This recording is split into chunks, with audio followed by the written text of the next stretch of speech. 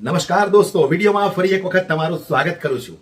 હાલ અત્યારે ગુજરાત વિધાનસભાનું સત્ર ચાલી રહ્યું છે. તો આ ગુજરાત વિધાનસભાના સત્રની અંદર આમ આદમી પાર્ટીના ચૂંટાયેલા ધારાસભ્ય ગોપાલ ઇટાલિયાએ ગૃહમંત્રીને જે રીતે સવાલો કર્યા અને ગૃહમંત્રીને જે પરસેવો છૂટી ગયો છે, દોસ્તો સૌથી પહેલા આપણે ગોપાલ ઇટાલિયાને સાંભળવા છે.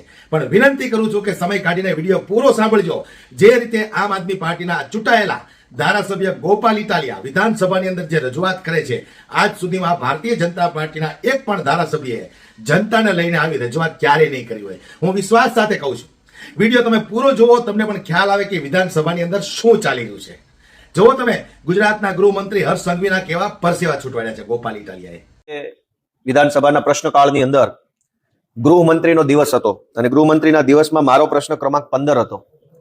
મારો આજે એવો પ્રશ્ન હતો કે સુરેન્દ્રનગર જિલ્લાના થાનગઢ ખાતે 2012માં દલિત સમાજના નિર્દોષ યુવાનો ઉપર ગોળીબાર કરવામાં આવ્યો પોલીસ ઇન્સ્પેક્ટર દ્વારા, અને પોલીસ અત્યાચારમાં દલિત સમાજના કેટલાક યુવાનોનું મૃત્યુ થયું અને ત્યાર પછી સરકારે કહેવાતી SIT બનાવી સીટ, અને ત્યાર પછીથી લઈને આજ દિવસ સુધી 2012 થી લઈને 2026 સુધીમાં દલિત સમાજ ન્યાય માટે ઠેર ઠેર આજીજી કરી રહ્યા છે, પણ ન્યાય મળ્યો નથી.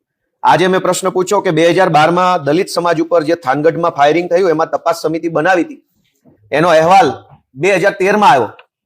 તો એ અહેવાલમાં સમિતિએ સરકારને જે કાંઈ પગલાં લેવાનું સૂચન કર્યું એ પગલાં સરકારે લીધા કે નહીં એવું મેં આજે પૂછ્યું. કેમ કે રિપોર્ટ તો 1 વર્ષમાં આવ્યો, તો રિપોર્ટમાં એવું લખ્યું પણ હશે સમિતિએ કે કયા અધિકારીનો શું દોષ છે, કોણે કેટલું ખોટું કર્યું, કોના ઉપર શું પગલાં લેવા જોઈએ, બધા જ સૂચનો, ભલામણો, અંગ્રેજીમાં રિકમેન્ડેશન, એ તપાસ સમિતિએ સરકારને 2013માં કરી, તારીખ 1/5/2013ના રોજ. પછી એ સમિતિએ જે ભલામણ કરી એ ભલામણ આધારે સરકારે શું પગલાં લીધા એવું જયારે મેં આજે પૂછ્યું, તો ગુજરાતના બહુ મોટા બોલકા ગૃહમંત્રીએ મને લેખિતમાં જવાબ આપ્યો કે સદરહુ તપાસ અહેવાલ સરકારની વિચારણા હેઠળ છે. એટલે 2013 થી લઈને 26 સુધી હજુ તો આ લોકો વિચારે જ છે. યા તો આની વિચાર શક્તિ ટૂંકી હશે, નહીં વિચારી શકતા હોય, મગજ ઓછું કામ આપતું હશે, તો જ આટલા વર્ષ લાગે ને. AI નો જમાનો આવ્યો, 3 સેકન્ડની અંદર કરોડો રૂપિયાનો હિસાબ કિતાબ AI આપણને કરી આપે છે, અને આ લોકો 13 15 વર્ષથી હજુ તો વિચારણા કરે છે કે આ અહેવાલ જે દલિત સમાજ ઉપર જે અત્યાચાર થાનગઢમાં થયો એના અહેવાલ ઉપર શું પગલાં લેવા એનો વિચાર. એટલે મને એવું લાગે છે કે આમનું નાનું મગજ કામ ઓછું કરતું હશે એટલે જલ્દી વિચારી નથી શકતા.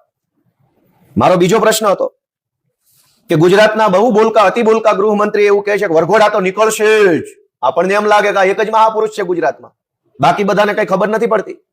મેં આજે વિધાનસભાની અંદર 58 નંબરના ક્રમ ઉપર મારો પ્રશ્ન પૂછ્યો કે ગુજરાતની અંદર રાજકોટ સિટી, રાજકોટ જિલ્લો અને ભાવનગર જિલ્લો, આ ત્રણેય જગ્યાએ કુલ કેટલી FIR થઈ અને એમાંથી કુલ કેટલી ઘટનામાં આરોપીનો વરઘોડો કાઢવામાં આવ્યો. તો વરઘોડા તો નીકળશે જ કહેનારા કવિશ્રીએ જવાબ આપ્યો મને કે 96,221 FIR નોંધાય આખા આ રાજકોટ અને ભાવનગરની અંદર. તે પૈકી માત્ર 251 ઘટનામાં વરઘોડો કાઢવામાં આવ્યો. તો ગુજરાતના માનની વરઘોડો નીકળશે ફેમ કવિશ્રીને પૂછવા માંગીએ છીએ, કાં નો નીકળ્યો વરઘોડો બધામાં? 96,221 FIR માંથી માત્ર 251 ઘટનામાં જ વરઘોડો કેમ? એનું શું કારણ? આ 251 લોકો ઉપર કેમ એટલી બધી મહેરબાની? બાકીના જે 96,000 લોકો જે છે એનો વરઘોડો કેમ ના કાઢ્યો? કોઈ ભાજપમાંથી ભલામણ આવી, કોઈએ પૈસા દઈ દીધા તમારી પોલીસને, કોઈ ભાજપના નેતાઓના હગા હતા, કોઈ તમારા કઈ હપ્તા આપવા વાળા હતા, એવા તો શું 96,000 લોકો હતા કે જેનો વરઘોડો ના કાઢ્યો? કવિ તો એવું કહેતા હતા કે બધાના વરઘોડા નીકળશે, તમામ A to Z ના નથી નીકળ્યા. ગરીબોના નીકળ્યા, નાના માણસના, લાચાર માણસના, ફેરિયાઓ, હાવ જેનો કોઈ આધાર ટેકો ન હોય સમાજમાં, રાજનીતિમાં ક્યાંય, એવા લાચાર માણસના વરઘોડા કાઢી રીલો બનાવી વાહવાહી લૂંટનારા કવિશ્રી વરઘોડો તો નીકળશે ટાઈપના કવિને કહેવા માંગીએ છીએ કે 96,000 લોકોનો વરઘોડો નહીં કાઢીને આટલી મહેરબાની કોના કહેવાથી તમે કરી? ત્યારબાદ ગુજરાતનો અત્યારે સૌથી સળગતો પ્રશ્ન છે, અને આજે બજેટ ઉપર સામાન્ય ચર્ચાનો પહેલો દિવસ છે, અને એ ચર્ચાની અંદર પણ મેં ગોતી કાઢ્યું છે કે આ રાજ્યની અંદર પોલીસ ભાડે મળે છે. જેની ખિસ્સામાં પૈસા છે એ પોલીસ ભાડે લઈ શકશે. ભાડું આપો, પોલીસ લઈ જાઓ. દુનિયાના ઇતિહાસમાં મેં ક્યારેય નથી સાંભળ્યું કે સરકારી માણા ભાડે મળે, પણ ગુજરાતમાં મળે છે. મેં પણ પોલીસમાં નોકરી કરી છે. અહીંયા આજે મને કહેતા બહુ દુઃખ થાય છે. એનો કાયદામાં શબ્દ આપ્યો છે ઓન પેમેન્ટ બંદોબસ્ત. પૈસા આપો ને બંદોબસ્ત લઈ જાઓ. હવે મારે કોઈ રાકેશભાઈ ઉપર દુશ્મની છે, રાકેશભાઈને 2 ધોકા મારવા માટે બંદોબસ્ત જોઈએ, તો મને ઓન પેમેન્ટ બંદોબસ્ત આપશે? નહીં આપે. ગુજરાતમાં વીજળી કંપનીઓ અલગ અલગ અનેક કંપનીઓએ કચ્છની અંદર પોતાના સોલાર પ્લાન્ટ લગાવ્યા છે. એ સોલાર પ્લાન્ટમાં જે વીજળી પેદા થાય છે એ વીજળી ગુજરાતના અને દેશના અલગ અલગ વિસ્તારોમાં લઈ જવા માટે ગરીબ ખેડૂતોના ખેતરમાંથી મફતમાં વીજળીની લાઈન કાઢવી છે, કોઈ વળતર દીધા વગર. કરોડો રૂપિયાની જમીનને કોડીનું વળતર, 10 લાખ રૂપિયા વીઘો વાળી જમીન હોય એને વળતર આપે છે 20,000.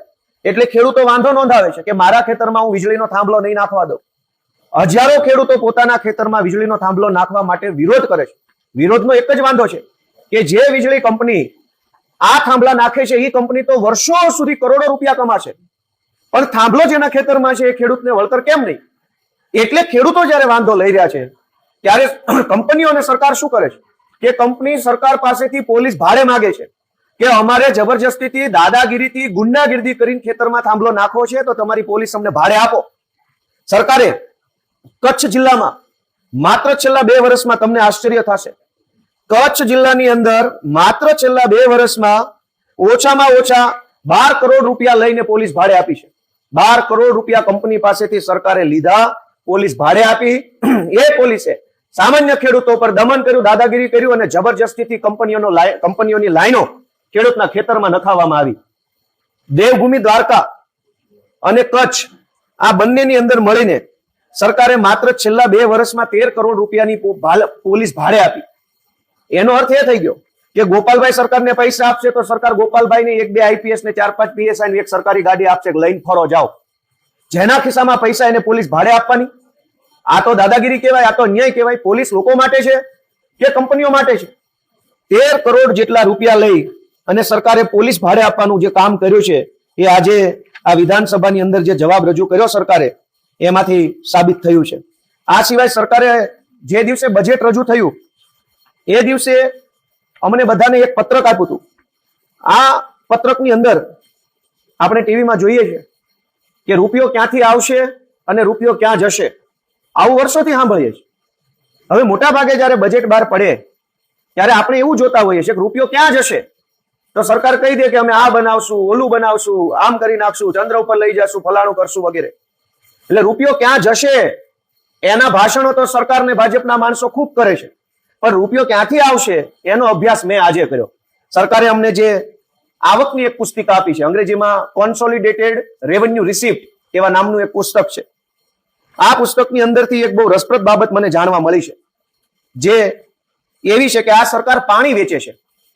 ખેડૂતોના, ગુજરાતની આમ જનતાના લોહી પરસેવાના ટેક્સથી બનેલા ડેમમાં ઈશ્વરે જે અમૃત મોકલ્યું છે એ સરકાર બેફામ વેચી નાખે છે. અને એનો હિસાબ કોન્સોલિડેટેડ રેવન્યુ રિસિપ્ટ નામની પુસ્તકના પાના નંબર 186 થી અમને આપવામાં આવ્યો છે વિધાનસભાની અંદર. પેજ નંબર 186 માં લખ્યું છે કે હાથમતી જળાશય યોજના જે છે, હાથમતી ડેમ, એમાંથી સરકારને આવક થઈ છે. રિસિપ્ટ, સરકારના પૈસા ક્યાંથી આવશે એનો હિસાબની પુસ્તિકામાં લખ્યું છે કે હાથમતી સિંચાઈ યોજનામાંથી સિંચાઈનું પાણી આપવા બદલ 52 લાખ રૂપિયાની સરકારને આવક થશે ભવિષ્યમાં, આ 2026-27માં. અને અન્ય હેતુના પાણી વેચાણ માટે થઈને 1,70 લાખ આવશે. આ અન્ય હેતુ કેવો આવે? યા તો પાણી પીવા અને ઘર વપરાશમાં હોય, યા તો પાણી ખેતરોને પીવડાવવા માટે હોય. ત્રીજું શું હોય? તો ત્રીજું આવ્યું અન્ય. અન્ય એટલે શું? ભાજપ વાળાની ફેક્ટરીને આપ્યું, ભાજપ વાળાના વેવાઈના જમાઈના દીકરાના ભત્રીજાની કંપનીને આપ્યું. આ પાણી ગયું ક્યાં? આગળ કે સરકાર પૈસા ક્યાંથી કમાશે? ઉકાઈ સિંચાઈ યોજના, ઉકાઈ સિંચાઈ યોજનામાંથી સિંચાઈ માટેનું પાણી 40 લાખ રૂપિયાનું સરકાર વેચશે. ગૃહ વપરાશ માટે 1 કરોડ રૂપિયાનું પાણી વેચાશે અને અન્ય હેતુ માટે 100 કરોડ 50 લાખ રૂપિયાનું પાણી સરકાર વેચી નાખવાની. તો આ અન્ય એટલે કોણ? સિંચાઈ માટે પાણી 1 કરોડ રૂપિયા પૂરતું જ ફાળવશે. તો અવડો મોટો ઉકાઈ ડેમ જે બન્યો છે એમાંથી સિંચાઈનું પાણી માત્ર 1 કરોડ રૂપિયાનું મળવાનું છે, 100 કરોડ રૂપિયા અન્ય હેતુ માટે પાણી વપરાવાનું છે. ત્યારબાદ મહી, જમણા કાંઠાની નહેર, મહી જે મહી યોજના છે એમાં સિંચાઈ માટે 41 લાખ રૂપિયાનું પાણી સરકાર વેચશે. ગૃહ વપરાશ માટે 59 કરોડ 83 લાખનું પાણી વેચશે અને અન્ય હેતુ ભાજપના વેવાઈના જમાઈના દીકરાની ફેક્ટરી માટે થઈ 193.92 કરોડ રૂપિયાનું પાણી વેચી નાખવામાં આવશે. એટલે કે ખેડૂતોને 41 લાખનું પાણી મળશે, કંપનીઓને 193 કરોડ રૂપિયા સુધીની રકમનું પાણી વેચી નાખવામાં આવશે. કાકરાપાર આડબંધ નહેર યોજનામાં સિંચાઈ માટે 4 કરોડ રૂપિયાનું પાણી મળશે. ગૃહ વપરાશ માટે 400 કરોડનું પાણી, પણ અન્ય હેતુ ભાજપ વાળાના જમાઈની ફેક્ટરીઓમાં 998 કરોડ રૂપિયાનું પાણી સરકાર વેચવાની છે. આ રીતે કડાણા યોજના, કડાણામાં સિંચાઈ માટે 15 લાખ રૂપિયાનું પાણી મળશે, પણ અન્ય એટલે કે ભાજપના હેતુ માટે 3 કરોડ રૂપિયાનું પાણી સરકાર વેચવાની છે. અન્ય નાની નાની જે કઈ યોજના હોય છે, જે મોટી યોજના નથી, નાના ડેમ હોય છે, જે સરકારના ચોપડે લાંબુ લિસ્ટ છે, એ તમામ નાના ડેમમાંથી સિંચાઈ માટે 2 કરોડ 71 લાખ રૂપિયાનું પાણી મળશે, જ્યારે અન્ય એટલે કે ભાજપના જમાઈની ફેક્ટરી માટે 155 કરોડ રૂપિયાનું પાણી સરકાર આપશે. આખા ગુજરાતના ડેમો જે છે એનું પાણી ભાજપવાળા નેતાઓના, ઓળખીતાઓના, હગાઓના ફેક્ટરીઓની અંદર સરકાર કરોડોમાં વેચી મારે છે. એ લેખિતમાં અમને ગૃહની અંદર નાણામંત્રીએ જે દિવસે બજેટ રજૂ થયું તે દિવસે આ ચોપડી આપેલી છે. ચોપડી બહુ મોટી છે, મેં એના કેટલાક પાનાઓ પ્રિન્ટ કરી લીધા છે. મહીની જમણા કાંઠાની નહેરમાંથી સિંચાઈ માટે 41 લાખનું પાણી મળશે, પણ અન્ય હેતુ માટે 193 કરોડ રૂપિયાનું પાણી સરકાર વેચી નાખવાની. ગુજરાતના તમામ જે મોટા મોટા ડેમ છે એ તમામ ડેમ, આમાં નામ પણ લખ્યા છે, એ તમામ ડેમમાંથી કરોડો અબજો રૂપિયાનું, હજારો કરોડો લીટર પાણી ખેડૂતોને સિંચાઈ માટે નથી મળતું, પણ મોટી મોટી કંપનીઓ, ઉદ્યોગપતિઓને પાણીના ભાવે પાણી વેચાય છે. ખેડૂતો વલખા મારે છે કે અમારા ખેતરે પાણી મોકલો, તો ખેડૂતોના ખેતરે પાણીની યોજના આવે છે. સૌની યોજના, સુજલામ સુફલામ યોજના, બોરીબંધ યોજના, ખિસ્સા ભરો યોજના, ખિસ્સા ખાલી કરો યોજના આટલી બધી, પાણીનું એક ટીપું ખેડૂતના ખેતરે આવતું નથી. સરકારે આ નાણાં વિભાગ તરફથી આ પુસ્તિકા જે આપવામાં આવી, અમે એમનો ભાંડો ખુલ્યો છે કે આ લોકો આવી રીતે નદીઓના પાણી, ડેમના પાણી પોતાના મળતિયાઓને વેચી નાખે છે. એ સિવાય જ્યારે હું અભ્યાસ કરતો હતો બજેટની પુસ્તિકાનો, ત્યારે મને જાણવા મળ્યું, મેં તમને કીધું એમ કે પૈસા વપરાશે ક્યાં, એ તો બધા ભાજપવાળા બોલે છે ભાષણમાં, આવશે ક્યાંથી એનો અભ્યાસ આજે મેં પહેલી વખત ગુજરાતમાં મને એવું લાગે છે કર્યો છે. કેમ કે આ લોકો ભાજપવાળા કહેતા નથી ક્યાંથી આવશે. ગુજરાતની સરકારે અમને કોન્સોલિડેટેડ ફંડ રેવન્યુ રિસિપ્ટ નામની એક પુસ્તિકા આપી છે, જે અંગ્રેજી ગુજરાતીમાં છે. આ સરકારે આપેલી ચોપડી છે. એના પાના નંબર 2 ઉપર લખ્યું છે કે આખા ગુજરાતમાંથી 45,412 કરોડનો વેરો ખંખેરી લેવા માંગે સરકાર. આ 2026-27 માં. ગયા વર્ષે કેટલો ખંખેરવાનો અંદાજ હતો?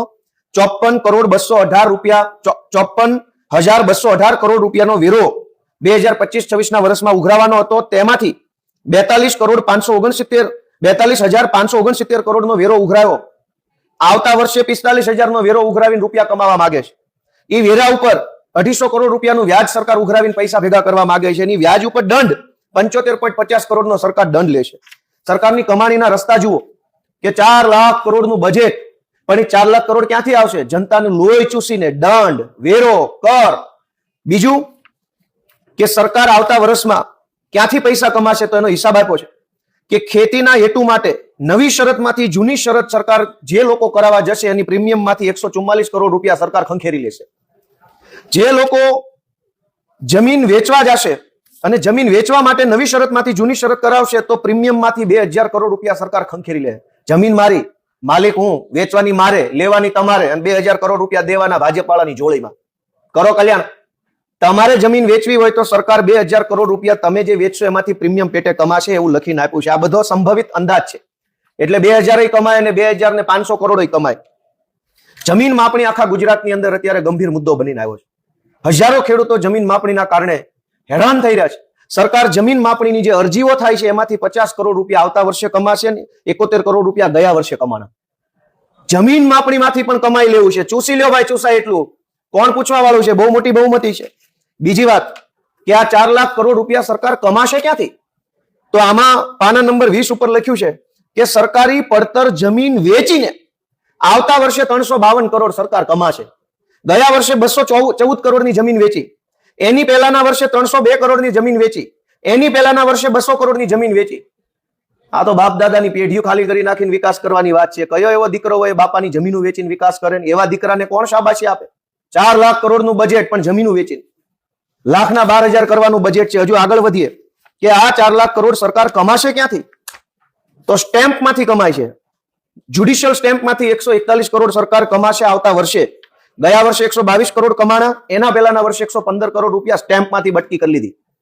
નોન જ્યુડિશિયલ સ્ટેમ્પ આ સૌથી અઘરો વિષય છે કે આપણને કંઈ પણ કરવું હોય તો એમાં સ્ટેમ્પની જરૂર પડે.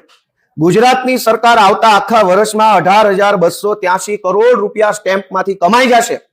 ગયા વર્ષે 17,277 કરોડ રૂપિયા સ્ટેમ્પમાંથી કમાણા, એની પહેલાના વર્ષે 14,958 કરોડ રૂપિયા સ્ટેમ્પમાંથી કમાણી કરી લીધી. તમે જાગો તો ટેક્સ, હુવો તો ટેક્સ, સ્ટેમ્પ લે તો ટેક્સ, જમીન વેચો તો ટેક્સ, ન વેચો તો ટેક્સ, જમીન વગરના હો તો ટેક્સ. ખાલી ને ખાલી જો કોઈ ટેક્સ ફ્રી કમાણી ગુજરાતમાં વધી હોય તો 2 નંબરના રૂપિયા છે. નીચેથી લાંચ આપો, કોઈ ટેક્સ લાગતો નથી. ઉપર ગયા તો બધું ટેક્સ છે. અને પછી કહેવાનું કે 4 લાખ કરોડ રૂપિયાનું મોટું બજેટ આવે જ. લોકોના ખિસ્સા ખાલી કરીને. ત્યારબાદ સૌથી મહત્વનો વિષય કે સરકાર કેવી કાળી કમાણી આપણી પાસેથી કરે છે. સરકાર દારૂમાંથી પૈસા કમાય છે. ગુજરાતની દારૂબંધી હોવા છતાં પણ મને લેખિતમાં આપ્યું છે સિંગલ માલ્ટ એમાંથી 213 કરોડ રૂપિયા કમાય. એમાંય વિભાગ પાડ્યો છે બિયરમાંથી કેટલા, દારૂમાંથી, એટલે વ્યવસ્થિત આંકડો આપ્યો છે. કમાણી કાળી, ઉપરથી દારૂની, પણ આંકડો સાચો. 264 કરોડ રૂપિયા સરકાર આવતું આખું વર્ષ દારૂમાંથી કમાશે. માનનીય ગૃહમંત્રી કહે છે કે અહીંયા તો દારૂ બંધ છે, બધુંય બંધ છે, તો આ કાળી કમાણી ક્યાંથી આવી? અને ગયા વર્ષે કેટલું કમાણા? ગયા વર્ષે 240 કરોડ કમાણા દારૂમાંથી ગુજરાતમાં. એની પહેલાના વર્ષે 200 કરોડ રૂપિયા કમાણા. આવતા વર્ષે 264 કમાણીની આશા એમણે વ્યક્ત કરી છે. એમાં માલ્ટ દારૂ, વિદેશી દારૂ, સ્પિરિટ, આલ્કોહોલ, અફીણ, ગાંજો, ઓહો કાળી કમાણી. ત્યારબાદ સરકાર લાઇટ બિલ ઉપર પણ પૈસા કમાશે. 13,006 કરોડ રૂપિયા લાઇટ જે તમે વાપરો છો એનું જે બિલ આવે છે એની ઉપર ટેક્સ. ધારો કે તમારે 100 રૂપિયા બિલ આવ્યું તો 100 ની વાત નથી, 100 ઉપર જે ટેક્સ છે એની વાત છે. 100 તો ભરવાના જ, પણ 100 ઉપર સરકાર જે ટેક્સ લેશે, વીજળીના વપરાશનો કર. વીજળી વાપરો છો એટલે ટેક્સ દેવાનો, બિલ તો વાપર્યું એનું અલગ. એમાંથી સરકાર 13,006 કરોડ રૂપિયા કમાવાની છે અને એવી રીતે 4 લાખ કરોડનું બજેટ થવાનું છે. હજુ પણ ઘણી આશ્ચર્યજનક વિગતો આ બજેટમાં છે કે સરકાર સમાજ કલ્યાણની વાતો કરે છે. પાના નંબર 64 હું વાંચું છું. એમાં સરકારે અનુસૂચિત જાતિ વિકાસ નિગમ, સફાઈ કામદાર વિકાસ નિગમ, ડોક્ટર આંબેડકર અંત્યોદય વિકાસ નિગમ, પછાત વર્ગ વિકાસ નિગમ, ઠાકોર કોળી વિકાસ નિગમ, ગોપાલક વિકાસ નિગમ, વિચરતી વિમુખ જાતિ વિકાસ નિગમ, બિન અનામત નિગમ અને દિવ્યાંગ નાણાં નિગમ, આટલા નિગમો પાસેથી વ્યાજના 91.11 કરોડ રૂપિયા સરકાર ખંખેરશે. એક બાજુ ગરીબોનો વિકાસ કરવાની વાત ચાલે છે કે અમે અનુસૂચિત જાતિને આપશું, ડોક્ટર આંબેડકર અંત્યોદય વિકાસ, સફાઈ કામદારોને આપશું. આપવાનું નહીં, આમાં લેવાનું લખ્યું છે. 91 કરોડ રૂપિયા બધા નિગમ પાસેથી સરકાર ખંખેરી લે છે અને 4 લાખ કરોડના બજેટનો વિકાસ કરવાના છે. ત્યારબાદ સૌથી વધુ મારા માટે દુઃખનો વિષય, પાના નંબર 74 વાંચું છું. કોન્સોલિડેટેડ રેવન્યુ રિસિપ્ટનું હેડ નંબર 51. જે ગુજરાતના છોકરાઓ જીપીએસસી ની, યુપીએસસી ની કે જીએસએસડબલ્યુ ની, જીએસએસબી આ સરકારી પરીક્ષાઓ જે આપે છે એમાં જે ફોર્મ ભરે છે, એ ફોર્મની જે ફી ભરે છે એમાંથી સરકાર 15 કરોડ રૂપિયા કમાશે. અને એવી રીતે 4 લાખ કરોડનું બજેટ બન્યું છે. ગયા વર્ષે કેટલું કમાણા હતા? 27 કરોડ રૂપિયા. દોસ્તો, ગયા વર્ષે 27 કરોડ કમાણા, આવતા વર્ષે 15.42 કરોડ રૂપિયા તો ખાલી જે છોકરા નોકરીનું ફોર્મ ભરવા આવ્યા છે એના ગીજામાંથી કાઢી લેવાની વાત છે. આવી રીતે વિકાસ થાય. જે છોકરા પાસે નોકરી નથી, ફોર્મ ભરવા આવ્યો છે કે મારે મામલતદાર બનવું, પીએસઆઈ બનવું, ફોર્મ ભરવામાં સરકાર 15 લાખ રૂપિયા બટકાવી લેવાની તૈયારી કરી લીધી છે. હવે તમે નોકરી દેવાની વાત ઘરે ગઈ, લેવા પહેલા 15 કરોડ વિચારી લીધો. ત્યારબાદ સૌથી મોટી વાત કે આવતા વર્ષે મેં તમને હમણાં જ આંકડો આપ્યો કે પોલીસ ભાડે આપી, અને પોલીસ ભાડે આપીને ખાલી કચ્છ અને ખાલી દ્વારકા આ 2 જિલ્લામાં સરકારે 13 કરોડની પોલીસ ભાડે આપી. પહેલાના જમાનામાં પોલીસ ખાતાનું બેન્ડ જ ભાડે મળતું. ગમે ત્યાં લગ્ન પ્રસંગ હોય તો પોલીસ બેન્ડને પૈસા ભરો તો વગાડવા આવતા પોલીસના યુનિફોર્મમાં. બીજું કઈ ભાડે મળતું નહીં. હજુ તો પોલીસ ભાડે આપવાનું ચાલુ કર્યું છે. અને આવા નવા ગૃહમંત્રી રહેશે તો મને એવું લાગે છે કે પીએસઆઈ ને ગામના લગ્નમાં નાચવાય મોકલશે. 2000 રૂપિયા ભાડું લઈને પીએસઆઈ નચાવો હોય તો 2000, એસપી નચાવો હોય તો 10,000. આ ધંધા કરવાના ગુજરાતમાં પોલીસ ભાડે આપવાની. કાલ ગોપાલભાઈ જેવો કોઈ માણસ આવે મગજ છટકેલું હોય કે મારે એસપી ભાડે લાવવો છે, લગ્નમાં નચાવો છે મારા દીકરાના, યુનિફોર્મ પહેરીને 4 એસપી મોકલો, તરત હર્ષસંઘવી કહેશે કે 1.5 કરોડ રૂપિયા ડિપોઝિટ ભરો, 3 એસપી નાચવા મોકલી દો. આવું હોય? આ ચોપડીની અંદર સરકારે સ્પષ્ટ લખ્યું છે પાના નંબર 76 ઉપર કે અન્ય પક્ષકારોને પૂરી પાડેલી પોલીસ પેટે, એટલે કે આખા વર્ષમાં પોલીસ ભાડે આપીને સરકાર 880 કરોડ રૂપિયા કમાશે. આ અંદાજ મૂક્યો છે. અને ગયા વર્ષે કેટલી કમાણી થયેલી? ગયા વર્ષે 800 કરોડ, એની પહેલાના વર્ષે 669 કરોડ. દર વર્ષે પોલીસ ભાડે આપીને 800 કરોડ રૂપિયાની કમાણી ભાજપની સરકાર કરી રહી છે. પછી એમ કે છે અમે 4 લાખ કરોડનું બજેટ લાવ્યા. તમે આ કોને પોલીસ ભાડે આપો છો? 880 કરોડ રૂપિયાનું પોલીસ ભાડે આપશે આવતા આખા વર્ષમાં, એમાંથી કમાણી કરશે. આ પાના નંબર 76 ઉપર લખ્યું છે. અને આવી કમાણી કરીને ગુજરાતનો વિકાસ, ગુજરાતમાં શિક્ષણની શું હાલત છે? પાના નંબર 103 એમાં સરકારે લખ્યું છે કે શિક્ષણ કર પેટે સરકાર 803 કરોડ રૂપિયા વસૂલશે. જેમાં પ્રાથમિક શિક્ષણ કર પેટે 656 કરોડ રૂપિયા ઉઘરાવશે, માધ્યમિક શિક્ષણ પેટે 29 કરોડ રૂપિયા ઉઘરાવશે, યુનિવર્સિટી અને ઉચ્ચ શિક્ષણ પેટે 69 કરોડ રૂપિયા ઉઘરાવશે. એમ કરીને આખા વર્ષમાં શિક્ષણ આપવાના બદલે શિક્ષણના નામે 803 કરોડ રૂપિયા બટકાવશે અને કહેશે કે વિકાસ થઈ ગયો. અને છેલ્લે એક બે વાત કે પાના નંબર 111 આરોગ્યની સેવા સરકારે પૂરી પાડી છે એ બદલ દર્દીઓ પાસેથી 1045 કરોડ રૂપિયા સરકાર વસૂલ કરશે. ગયા વર્ષે 950 કરોડ વસૂલ કર્યા, એની પહેલા 302 કરોડ વસૂલ કર્યા. આવતા વર્ષે 1045 કરોડ રૂપિયા આ ગુજરાતની ભાજપની સરકાર દર્દીઓ પાસેથી આરોગ્યની સેવા પેટે ખંખેરી લેવા માંગે છે. અને છેલ્લે કે ખેડૂતોને પણ લૂંટવામાં બાકી રાખવાના નથી, કેમ કે બધાને લૂંટ્યા અને ખેડૂતને જો ભાજપ ન લૂંટે તો અન્યાય ગણાય. બિયારણ વેચાણના નામે સરકાર 11.39 કરોડ રૂપિયા લૂંટી લેશે. ખાતર અને રાસાયણિક ખાતરના વેચાણ પેટે 14.16 કરોડ રૂપિયા સરકાર ખેડૂતો પાસેથી લૂંટી લેશે. અને આવી રીતે છોડનું રક્ષણ, ખેતી ફાર્મ, બિયારણ, ખાતર, દવા, ટ્રેક્ટરના નામે સરકાર 1192 કરોડ રૂપિયાનું બૂચ ખેડૂતોનું મારશે. અને આવી રીતે જીપીએસસી ના નામે, ખેડૂતને બિયારણના નામે, નદીઓના પાણી વેચીને, દારૂ વેચીને, આબરૂ વેચીને ભાજપવાળાની 4 લાખ કરોડ રૂપિયા કમાય અને ગુજરાતનો વિકાસ કેવો કરશે એનો પણ મેં અભ્યાસ કર્યો. કે આ 4 લાખ કરોડ રૂપિયાનું બજેટ જાહેર થયું એટલે મને એમ થયું કે આ 4 લાખ કરોડ રૂપિયા જનતા પાછળ વપરાઈ જવાના હશે. પણ મેં મોડી રાત સુધી અભ્યાસ કર્યો તો મારે ત્યાં આંખો ખુલી કે આ 4 લાખ કરોડ રૂપિયામાંથી 1,07,000 કરોડ રૂપિયા સીધા સરકારી માણસોના પગાર અને પેન્શનમાં નીકળી જશે. એટલે 4 માંથી વધ્યા 3 લાખ કરોડમાંથી 43,000 કરોડ રૂપિયા સરકારે જે લોન લીધી છે એ લોનના પેમેન્ટ આપવામાં નીકળી જશે. કુલ મળીને આ 4 લાખ કરોડ રૂપિયામાંથી 1,07,000 કરોડ રૂપિયાનું જ સરકાર કેપિટલ એક્સપેન્ડિચર એટલે કે ઇન્ફ્રાસ્ટ્રક્ચર ઉભું કરવા માટે વાપરશે. એટલે કે બજેટ 4 લાખનું, એમાં પગાર 1 લાખનો, લેણું 1 લાખનું, પાછા દેવાના 43,000, જેટલા વધ્યા એટલા કોના દીધા ને કોના લીધા. અને છેલ્લી વાત કે ગુજરાતના મહત્વના 5 વિભાગો છેલ્લા 3 વર્ષથી અંડર પરફોર્મ કરે છે. બહુ ગંભીર વિષય છે કે કૃષિ વિભાગમાં છેલ્લા 3 વર્ષમાં જે કઈ બજેટ ફાળવ્યું એ બજેટ 100% વપરાયું નથી. 2023-24માં 15% ઓછું બજેટ વાપરી શકાયું. સરકારે વાપરવા 100 રૂપિયા આપ્યા કૃષિ વિભાગને, પણ કૃષિ વિભાગ દર 115 રૂપિયા ઓછા વાપરી શકે. એટલે કે પૈસા છે, વાપરનારા નથી. કૃષિ વિભાગમાં છેલ્લા 3 વર્ષની એવરેજ જોઈએ તો 12 થી 15% માઇનસમાં વપરાશ થાય છે, ઓછો વપરાશ થાય. પૈસા છે, વાપરાતા નથી. શિક્ષણ વિભાગમાં છેલ્લા 3 વર્ષથી એવરેજ 5 થી 8% માઇનસ વપરાશ છે. ઉર્જા વિભાગમાં છેલ્લા 3 વર્ષથી 20% માઇનસ વપરાશ ચાલે છે. સિંચાઈ વિભાગમાં છેલ્લા 3 વર્ષથી 20% માઇનસ વપરાશ ચાલે છે. સરકાર બજેટ ફાળવી દે છે પણ એ ફાળવેલું બજેટ પૂરું વપરાતું નથી. આ વખતે સરકારે જાહેર કર્યું કે કૃષિ વિભાગ માટે 24,000 કરોડ રૂપિયા વપરાણા. કેટલા? 16,000 કરોડ રૂપિયા. એ નહીં બોલે, કેમ કે એવું બોલે તો ખુલ્લા પડી જાય એમ છે. ફાળવા મોટા રૂપિયા, વપરાણા કેટલા? તો કે આટલા. એનો અર્થ એવો થયો કે હું મારા દીકરાને 1.5 લાખ કરોડ રૂપિયા વાપરવા આપું અને 20 રૂપિયાનો મસાલો લઈને પાછો આવે એવી વાત છે. તો જયારે હું બોલું કે મારા દીકરા માટે ગોપાલભાઈ ઇટાલિયાએ પોતાના દીકરાને 1.5 લાખ કરોડ રૂપિયા આપ્યા, વાપર્યા કેટલા? તો કે 20 રૂપિયાનો મસાલો, 10 રૂપિયાની પાણીની બોટલ અને 15 રૂપિયા નાસ્તાનો ભાડું, આટલું વાપરીને આવ્યો છે. તો શું મતલબ છે મોટી જાહેરાતોનો? દરેક વિભાગની એટલી ખરાબ હાલત છે કે આ દરેક વિભાગ પાછળ કરોડો રૂપિયા ફાળવવામાં આવે છે, વપરાતા નથી. શું કામ નથી વપરાતા? તો કે સરકાર પાસે સ્ટાફ જ નથી. સરકારે ખેડૂતો માટે જે પૈસા નાખ્યા બજેટમાં એ પૈસા કોણ વાપરશે? એ પૈસા સરકારી ઓફિસના માધ્યમથી જનતા પાસે જવાના, પણ સરકારી ઓફિસમાં સાહેબ જ નથી. હવે વિધિની વક્રતા જુઓ. અને ભાજપ વાળાનું નાનું મગજ એમ કામ કરતું બંધ થઈ ગયું છે, કેમ કે 13, 14 વર્ષથી થાનગઢના રિપોર્ટ ઉપર હજુ વિચારણા હાલે છે. એક બાજુ સરકારી સ્ટાફ નથી, પણ સરકારી સ્ટાફના પગાર પેટે 1,07,000 કરોડનો ખર્ચો થઈ રહ્યો છે. એનો મતલબ એવો કે ખુરશી ખાલી છે, પગાર ચાલુ છે. શું કામ? તો કે વિકાસ ચાલુ છે. તો આ બજેટની વાસ્તવિકતા આજે મારે આપના સમક્ષ રજૂ કરવાની હતી. આપ સૌનો ખૂબ ખૂબ આભાર.